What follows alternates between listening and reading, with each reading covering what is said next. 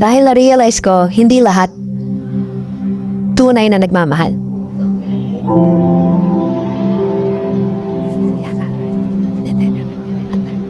Hindi lahat kayang magbigay ng lahat para sa minamahal nila. At dahil sa kanta na to, naalala ko na hindi lahat ng tumatanggap kayang magbalik.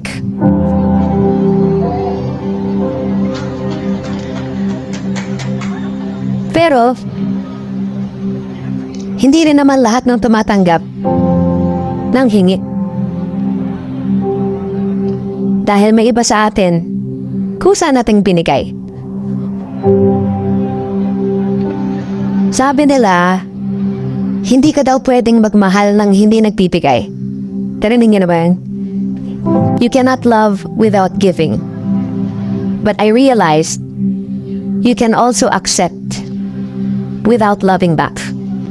And sinulat namin itong mata na to para sa mga taong nagbigay kasi akala nila mamahalin sila pabalik. Ang manungkot,